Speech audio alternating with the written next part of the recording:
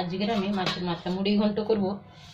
তাই মাছের মাথাটাকেও নুন আর হলুদ মাখিয়ে রেখেছি। এখানে তেলও গরম হয়ে গেছে, দিয়ে দিলাম রুই মাছের মাথাটা।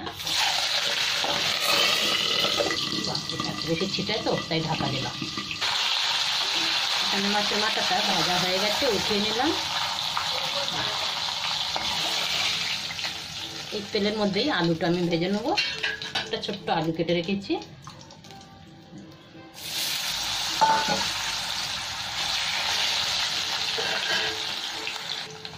এখানে আমার আলুটা ভাজা হয়ে গেছে, আলুটা আবার উঠিয়ে নিচ্ছি। এই ভাজা তেলের মধ্যে এবার আমি গরম মশলাটা দিয়ে দেবো। এখানে আছে দুটো এলাইচি, দুটো ডালচিনি, একটু হচ্ছে গোলমরিচ 10-12টা, আর গোটা জিরে দিয়ে দেবো। একটু ভাজা হবে। একটা তেজপাতা আবার দিয়ে দেবো। এখানে 2 টুকরো তেজপাতা আর একটা শুকনো লঙ্কা ছিঁড়ে দিয়ে দিলাম।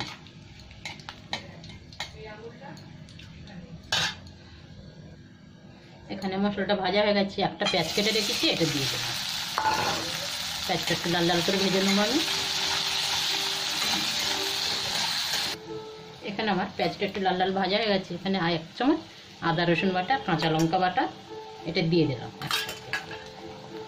এবার 1-2 মিনিট এটাও ভেজে নেবো, কাঁচা গন্ধটা চলে যাবে। তারপর আমি টমেটো কুচি দিয়ে দেবো।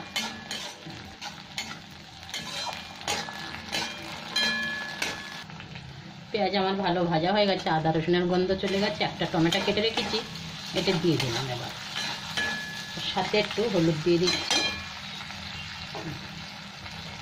একটু জিরে পাউডার 1 চামচ, এখানে ধনে পাউডার,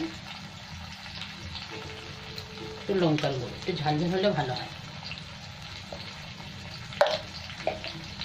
একটু দিয়ে দিলাম। অল্প একটু মটরও দিয়ে দেবো সাথে।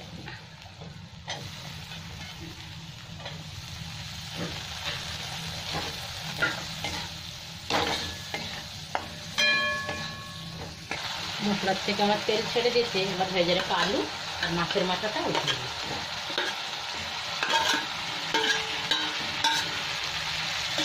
এখানে আমি 2 মুঠো চাল আমি রেখেছিলাম ধুয়ে, গোবিন্দভোগ চাল, এটা আমি দিয়ে দিলাম।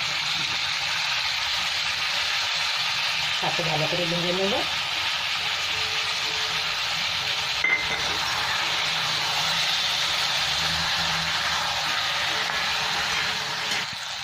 এখানে ভালো করে আমার মাছটা আর চালটা ভাজা হয়ে গেছে।